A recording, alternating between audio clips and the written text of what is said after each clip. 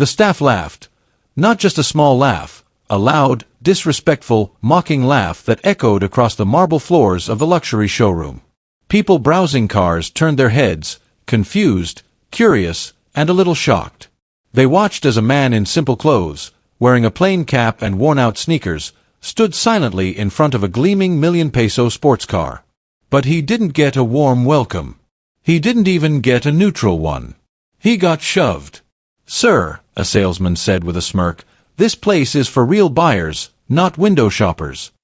Another snickered while wiping dust off a car hood. "Yeah, please don't touch anything. These cars cost more than your entire life savings." The receptionist giggled behind her glass desk.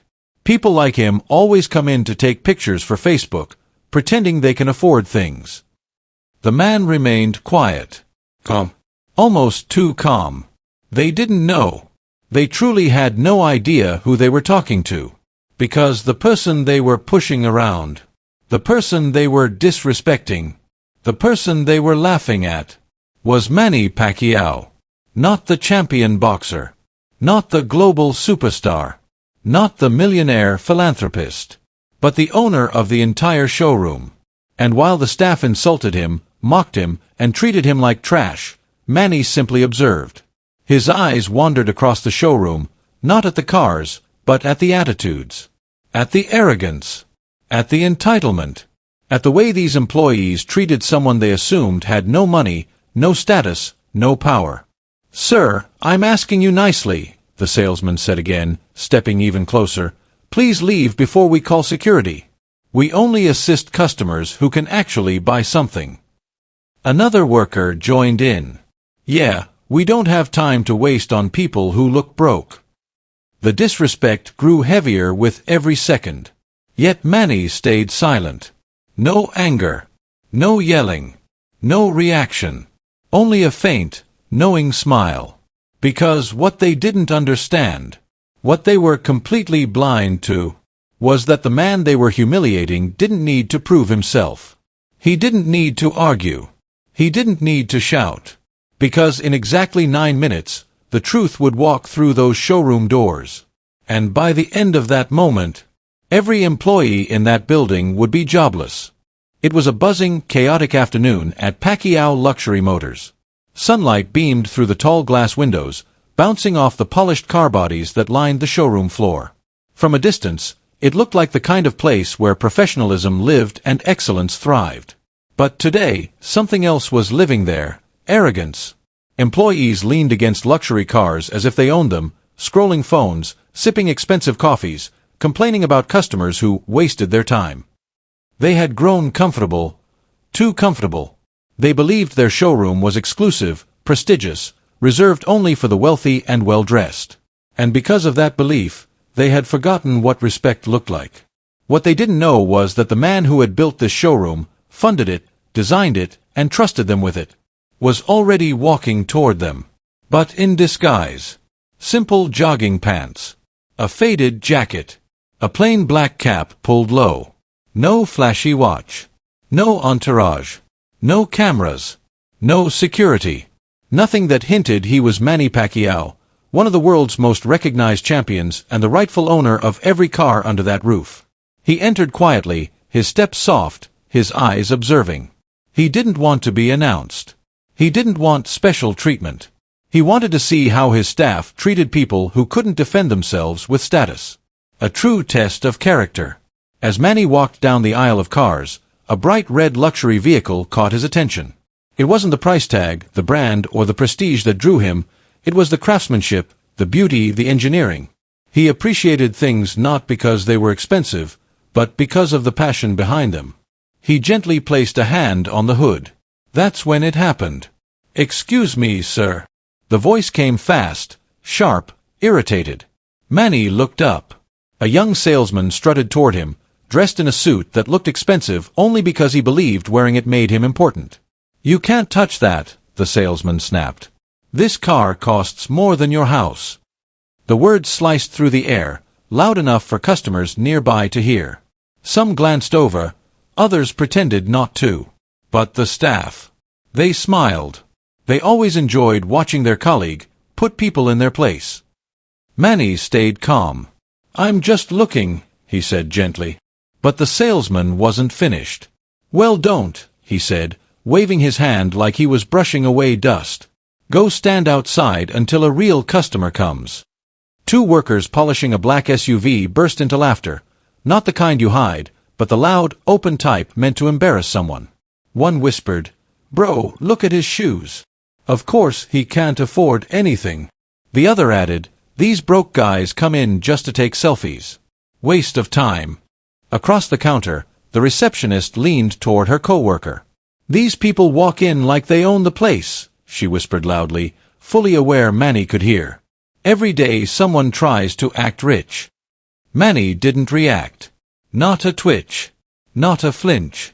He simply shifted his gaze back to the car, appreciating it again as if the insults didn't exist. "Sir," the salesman said again, stepping closer, "you're making the place look cheap. Please leave." Manny looked at him, not with anger, but with quiet disappointment, a look that said more than words ever could. Instead of arguing, he simply nodded and stepped aside. In that moment, if arrogance had a face, it was the staff standing before him. And if humility had a voice, it was the silence Manny offered in return. The receptionist rolled her eyes. The two workers laughed again. The salesman smirked proudly, convinced he had done something heroic for the showroom. But all Manny did was continue walking, calm, composed, thinking. Thinking about the values he lived by. Thinking about the respect he once received from people who had nothing. Thinking about the humility his mother taught him, the discipline boxing instilled in him, and the dignity he believed every human deserved. What the staff didn't know was that they were being watched, not just by Manny Pacquiao, but by the lesson life was about to teach them. Because in only a few minutes, their world would turn upside down. Before we continue, tell me where you're watching from. And shout out to every humble person who treats others with respect, no matter how they look, dress, or walk. The laughter didn't stop. If anything, it grew louder, sharper, more humiliating.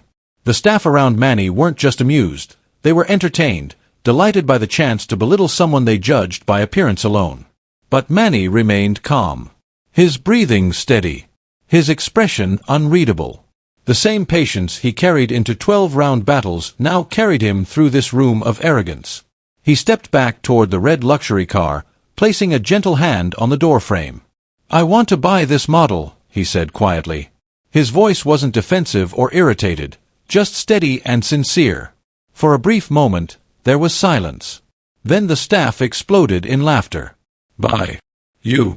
The salesman doubled over, clutching his stomach. "You're joking, right? Sir, even our cheapest tire is more than your salary." Another worker chimed in, not wanting to miss the show. "Bro, look at his jacket. He can't afford our air fresheners, let alone a car." A third added, "This guy probably came here thinking he could test drive something. What a clown." Even the receptionist at the counter covered her mouth, trying, and failing, to hide her smirk. But Manny didn't react. He didn't ask them to stop. He didn't raise his voice. He didn't defend himself. Years of discipline had taught him one truth. A loud insult can never overpower silent confidence. He simply stood there. That quietness made the staff uncomfortable, because disrespect usually feels powerful only when the other person breaks. But Manny didn't break. And that irritated them even more. "Sir," one of the workers said, stepping closer and pointing at the door, "please leave before we call security." Manny gave him a calm glance. "I'm just here to buy a car. There's no need." "Enough," the salesman interrupted, pushing Manny back with a hand to the shoulder. It wasn't a hard push, but it was disrespectful. Then came another, a shove this time, accompanied by a mocking smile. "Did you hear me? Out." Another worker moved toward Manny, swinging the door open aggressively. "This is a luxury showroom, not a playground for broke people." One push. Two insults. A final shove toward the exit. The disrespect had peaked. Every insult was rooted in the same poison, judgment. Manny stood there near the entrance, looking at all of them. His eyes weren't angry. They weren't cold. They were disappointed, the kind of disappointment that says, You could have been better than this. You know, Manny said softly, adjusting his cap, arrogance is the fastest way to lose what you don't deserve. The words didn't land. Not yet. The staff just rolled their eyes. Yeah, whatever, the salesman muttered. Go act wise somewhere else. Bro thinks he's delivering a movie line, another joked. The receptionist chuckled and shook her head. Imagine giving life lessons while being kicked out, she whispered to her coworker. The group turned away as if Manny was already invisible to them. They returned to their seats, their phones, their gossip, their coffee cups, all convinced that they had protected their showroom from someone unworthy. Manny didn't move at first. He simply stood by the door, watching them return to their arrogance. In that moment, a memory flashed in his mind, the days he walked barefoot to school, selling donuts to survive. Back then, he was judged for wearing torn clothes, yet he carried dreams larger than the world around him. Today, he had walked into his own showroom wearing simple clothes again, and the world had treated him the same way it once did. But there was one difference now. He held the power. Not the staff. Not the supervisors. Not the manager. And life was about to remind them of that. Manny took one last look around the room, the cars gleaming under the lights, the staff lounging like kings, the arrogance floating heavy in the air. They thought they had won. They thought they had put him in his place. But what none of them realized was that they had just placed themselves in danger. Every employee, every arrogant smile, every disrespectful word. Because, in a matter of minutes, someone else was about to walk through those showroom doors. Someone who knew exactly who Manny Pacquiao was. Someone who knew his power. Someone who knew the truth. And when that truth arrived, every arrogant laugh in that room would turn into silent fear. Manny stepped outside. Not rushed. Not shoved anymore. Just, quietly. He stood near the edge of the walkway, letting the warm afternoon air hit his face. People walked past him, unaware of what had just happened. A mother carrying groceries, a man on a motorcycle, a young couple taking selfies in front of the showroom's massive glass windows. Life outside moved normally. Inside, though. Inside, a storm was brewing, but the employees didn't feel the wind yet. Manny wasn't angry. His heartbeat was steady. No clenched fists. No raised voice. Just deep, heavy disappointment. Disappointment not in the insults. He had endured worse in the ring. But in the character of people trusted to represent his name. He looked at the building, at the shining logo above the entrance. Pacquiao Luxury Motors. His name. His brand. His legacy. Yet the people inside carried none of his values.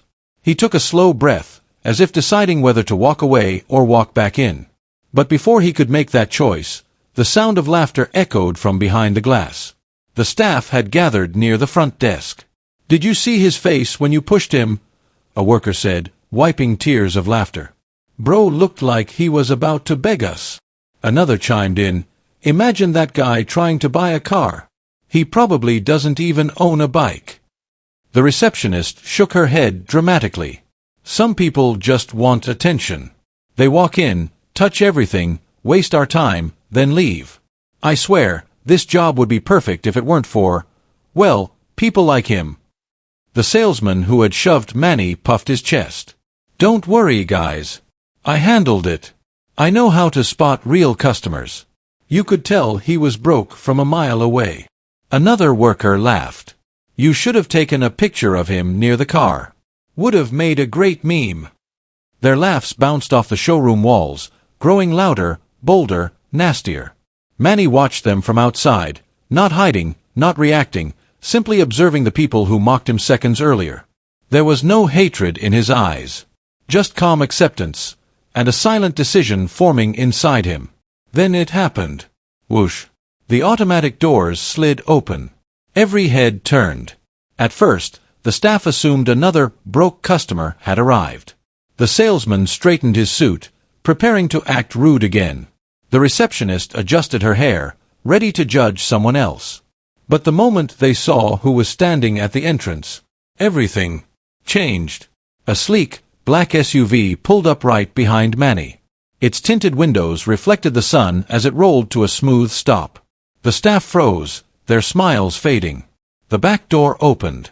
A man in a crisp suit stepped out, holding a folder with the showroom's logo on it. Behind him came another executive, then another. 3 in total. All wearing formal ID tags marked head office.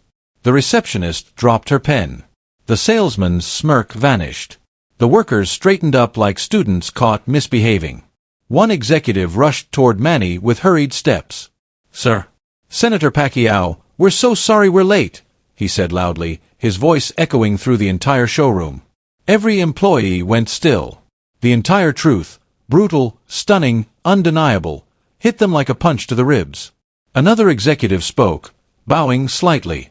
"Sir, we brought the documents you asked for. The quarterly reports, staff evaluations, and the expansion proposals." The staff stared, eyes wide, mouths open, faces draining of color. "Wait," the receptionist whispered, her voice trembling. "Sir, Senator Pacquiao?" "That's him." The worker who mocked Manny earlier slowly stepped back. That can't be. That's Manny Pacquiao." The salesman who shoved him felt his legs weaken. "That was the boss. The owner."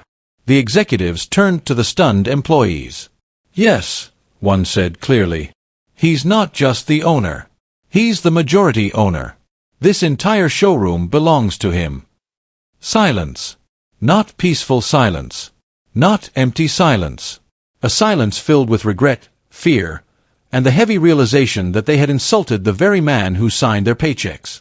Inside the showroom, hearts began beating faster. Hands shook. Breath caught in throats. Eyes darted from face to face, searching for some escape, but there was none. Because Manny Pacquiao, the man they mocked, the man they shoved, the man they disrespected, was now walking back toward the automatic doors. And this time, they would have to face him. The black SUV rolled to a smooth, commanding stop right in front of the showroom, its engine low and steady like a warning drum. The tinted windows reflected the stunned faces of the employees inside. No one moved. No one spoke. The laughter that had filled the room moments earlier dissolved into a thick, uncomfortable silence. Then, click. The back door opened. 3 executives stepped out in perfectly pressed suits, each holding folders stamped with the showroom's emblem.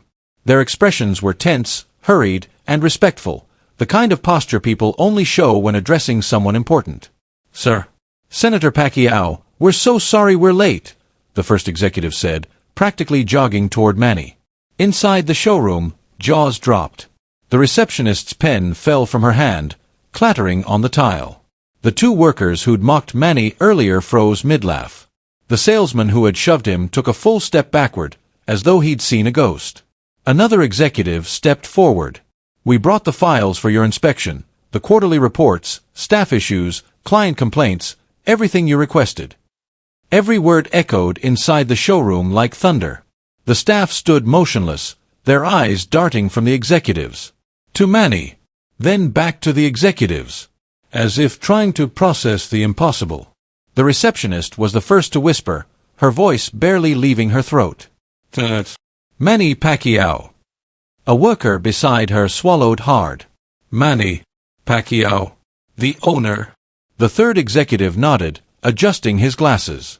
"Yes, the full owner. Mr. Pacquiao came today for a surprise visit. He wanted to see how customers are treated when no one knows who he is." The words hit harder than any punch Manny had ever thrown. The salesman who'd mocked him felt his heartbeat spike. His face turned pale, palms sweating, legs trembling. He had pushed the owner, not just an owner. The owner. The man who funded their salaries. The man whose name stood on every wall, brochure, and car tag. The man whose values they were supposed to represent. And they had treated him like dirt. Manny walked back toward the entrance, his steps calm, controlled, the very opposite of the chaos boiling inside the staff's minds. The automatic doors opened for him, not because of the sensors, but almost as if the entire building bowed in apology. He stepped inside. Every employee felt the weight of his presence. Not because he was famous. Not because he was powerful. But because they suddenly realized they had failed the simplest test of humanity. Manny looked around slowly, his eyes passing over every face, The receptionist who gossiped, the workers who laughed, the salesman who shoved him. None of them could hold his gaze for more than a second. Their confidence evaporated, replaced with fear, regret, and shame. He finally spoke. "I came to see how customers are treated," Manny said, his voice firm yet calm. "And what I saw," he paused, letting the silence press against their guilty hearts, "was shameful." The employees flinched. It wasn't the words, it was the controlled disappointment behind them. One of the executives added respectfully, "Sir, we can handle the disciplinary action if you prefer." But Manny lifted a hand gently, signaling silence. The staff braced themselves. Manny stepped closer to the group. "You judged someone based on clothes. You looked down on someone because you assumed they had nothing. You insulted a stranger, not knowing who they were, not caring who they were." He looked at the salesman directly, and the man nearly collapsed. "You threw me out of my own showroom," Manny continued. "A place built not just for the rich, but for anyone who walks through those doors." The workers looked down, eyes burning, regret drowning their pride. The receptionist clutched her hands together, trembling. Manny took a breath. A calm one, the kind a wise man takes before delivering a verdict. "I didn't come here today to buy a car. I came here to observe. And what I saw taught me that some people don't deserve the positions they have." A ripple of dread spread across the room. He stepped back, giving the staff one final look. The executive stood behind him, waiting for his command. Then Manny turned slightly, addressing both the staff and the imaginary audience beyond the story. "Before I decide," he said quietly, "I want to know something." He looked at the camera, or rather, the viewer of the story. "What do you think? Fire or forgive?" His voice softened, inviting the world to weigh in. "Comment below," he said. "Let's see the size of your heart." And with that, the room stood frozen, caught between fear, guilt, and the unknown judgment that was seconds away. The room stood frozen. No one breathed. No one dared to speak. The shame in the air was so heavy it felt like the walls themselves were watching. Then, one by one, the employees collapsed to their knees. The receptionist's voice cracked first. "Sir, please, we're so sorry. We didn't know." The salesman followed, head bowed so low his forehead nearly touched the tiles. "Senator, forgive us. We were wrong. We didn't recognize you." Manny stood in silence, letting their desperation echo through the spacious showroom. He didn't need to yell. He didn't need to threaten. His calm disappointment hurt more than any angry outburst ever could. Finally, he spoke. "And that's the point," Manny said, his voice steady and deep. He looked around at the staff, the same people who had mocked him, laughed at him, pushed him, dismissed him. "Respect is not only for the people you recognize. It's not something you give based on clothes, social status, or appearance. It's something you give because it's the right thing to do." The staff lowered their heads further, tears falling onto the floor they once walked on with arrogance. Manny continued, his tone firm but heavy with meaning. "If a poor man walked in, you'd treat him the same way you treated me today.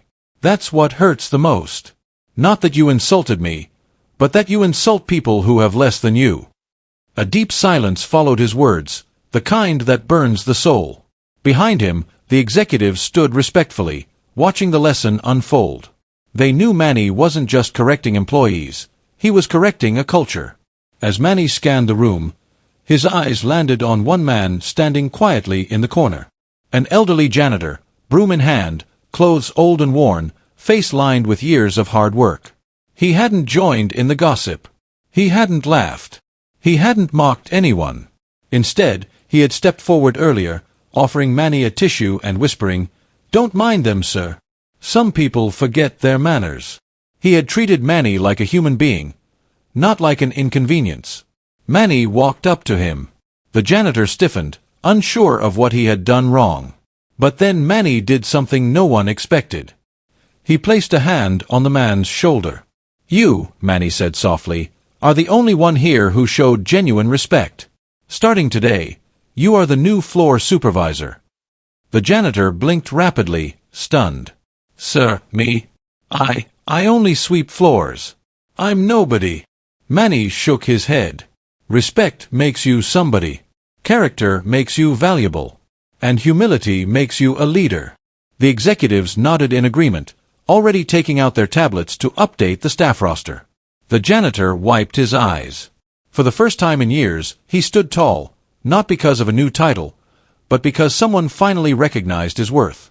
Then Manny turned back to the rest of the staff. His face hardened. The receptionist trembled. The salesman squeezed his eyes shut. The workers covered their mouths, as if bracing for the final blow.